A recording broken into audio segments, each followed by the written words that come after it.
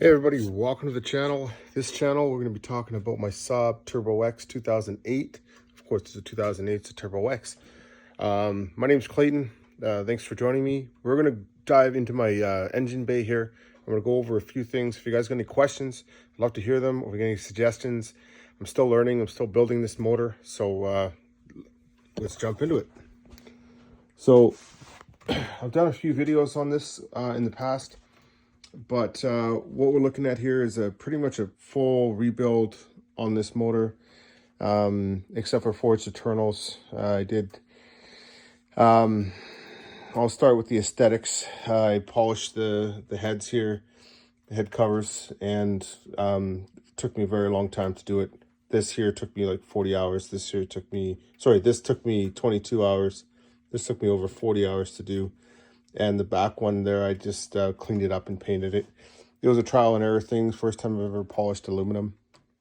So you have to excuse me, I got a fat dip in my lip right now. So I'll just go over the basics here on this video. And like I said, if you guys got any questions or whatever, just hit me up, let me know.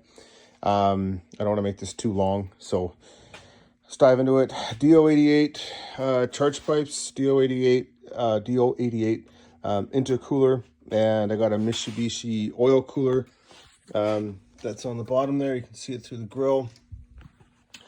That's for the, and then I got DW injectors, 1000cc injectors. So I live here in Calgary, Alberta, and we have E85 here. So I was able to use these injectors with the stock fuel pump. And I'll gain about, I haven't dynoed it, but it feels about 50 to 60 horsepower extra just from switching from 93 octane or 94. Actually, I run Shell 93 and then going to E85, so which is pretty cool. As you can see, I have the R8 coils with the adapters that I got from Varg Performance. This motor had a really bad exhaust leak on it, which was causing a misfire in cylinder 2, which is that one right there. I got the motor taken apart. I found the exhaust valve on cylinder 2 was burnt. That's another story for another time. Don't want to waste your guys' time or bore you guys to death. Secondary air delete. Oil catch can, super easy to do. Goes in the breather tube. You just run it into a catch can, and I ran it back. I just kept the factory OEM fittings on each side, and I just made these hoses work that came with this catch can. I got rid. This here is an upgraded 20G turbo that I got from Varg Performance with a, what is that, Turbo Smart wastegate. I can dive into all the settings and stuff that I fine-tuned and found that worked the best for this car. And also I tuned it with Gabe from Pedro's Performance. And this is a updated or an upgraded solenoid valve that I got from Varg Performance. I'm not sure exactly. There is a difference between this and the factory one or the OEM one that you'll buy off of like eBay or whatever. So, and obviously the oil cap. Everybody always asks me a question, or ask me, where did I get that? Saab parts. And that's where I found that one. Or Saab Central, I think it was. Fuck, can't remember now. Anyways, this has got a 3-bar map sensor. Like I said, secondary air delete into here. I don't want to dive too much into this, but this is a bigger MAF housing here. So, and it has these honeycomb grill on it, and it's pretty much like a free flow of air that rushes into the motor. Okay, so turbo, the back side of the turbo is factory. Nothing's changed on that yet. I will be upgrading the turbo here hopefully in the next year or two whenever I get some extra money. As you can see, the heat shield's not on here because when the heat shield was on here, everything in here got heat soaked like crazy. Without having the heat shield, I find it allows the motor to run cooler at operating temperatures. Obviously, it's going to heat soak when you shut the car down, let it sit for 10-15 minutes. It's naturally just going to heat soak everything. But Matt from Varg recommended that I cut a little slight slit into here and all the way over to the other side. So believe it or not, when I close this hood, I can feel the heat coming out of the back here and just coming out. With that seal, that just seals it, and the heat has nowhere to really go except for dissipate through the hood. And, you know, then you get all this mad heat soak. And right now, I just took it for a good rip.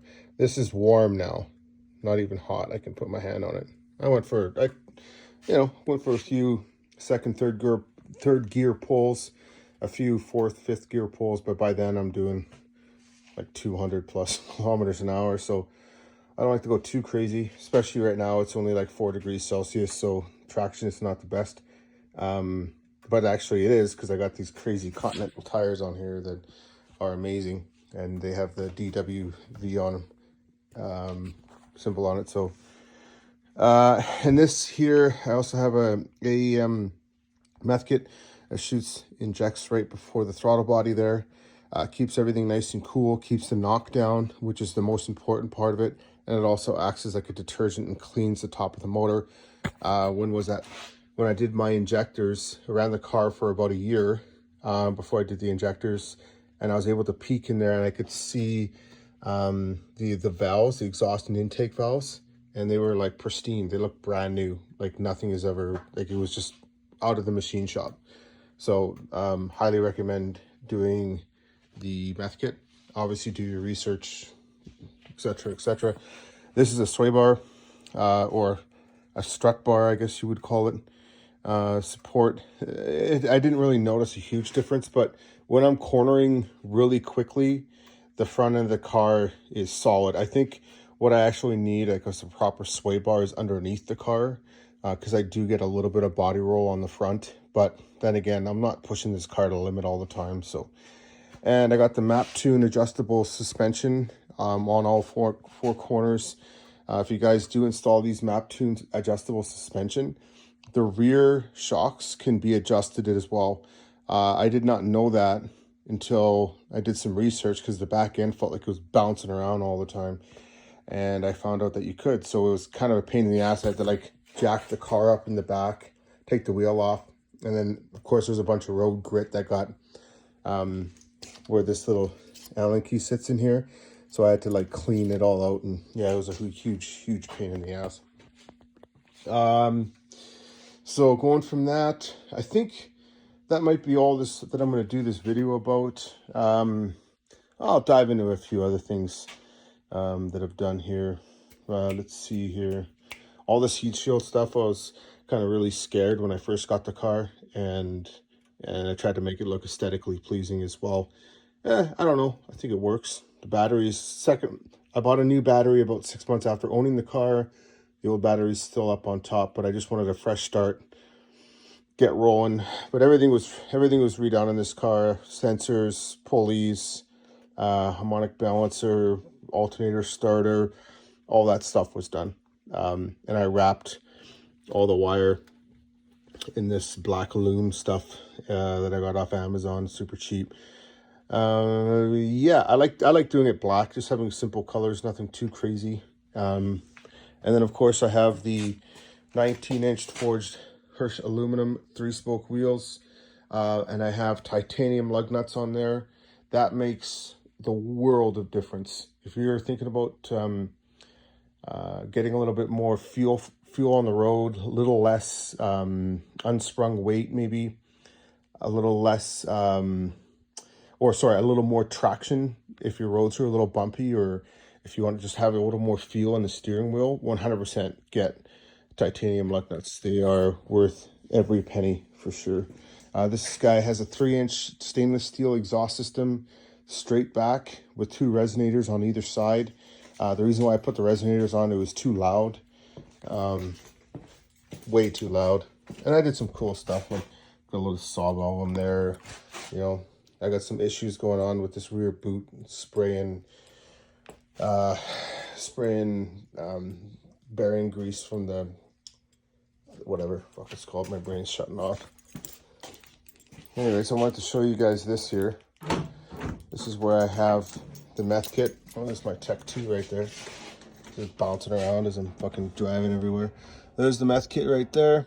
Super easy install. The pump is just back there, and then my gauge, my control is just on the top there. Right now I'm running it at, it kicks in about 6 psi is minimum spray, and then it maximum sprays at 25. So right now I'm running about 23 pounds of boost. Yeah, about 23 pounds of boost in third and fourth gear. Fifth gear is the same as well. Give you guys a quick little sneak peek of what it looks like inside. I usually try to keep it pretty clean in here, you know. turboX, man. A lot of detailing in the body. As you can see, it's not perfect, but you know, try my best. And yeah, we did the headlights.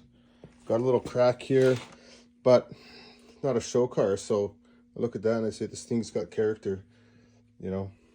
Anyways, that's my turboX. There's a lot more I could talk about this car. If you guys want to talk, you know, you're more than welcome to leave some comments. Oh, you guys might be wondering what this hose is for. This hose is for the diverter valve. And it's just it's a mechanical diverter valve. So the electronics now are deleted off from the tune. So now this diverter valve works directly with the intake pressure.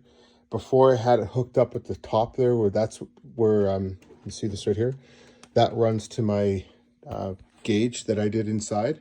I'll do a video on that too. That was actually a little tricky to figure out for a noob like me, because I'm not very good with cars, but you know, you live and you learn, right? So anyways, Gabe from Pedro's like, you know, the shortest distance you can run this hose, the better.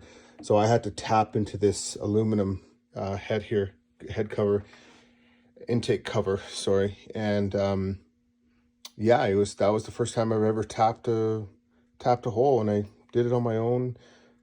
Made sure there's absolutely no metal left in that. Afterwards, super paranoid, didn't want anything to happen, you know, especially from having that issue with the burnt exhaust valve. And obviously all DO88 coolant lines. Yeah, so anyways, hit me up. If you guys got any questions, let me know if there's something I missed, or if you fucking got any advice to help me out. Like I said, I'm looking for a bigger turbo. Don't know what I'm going to do yet. And also I'm looking for headers, but I think Matt from Vlog Performance is going to hook me up with that. So guys, thanks for watching. We'll see you on the next one.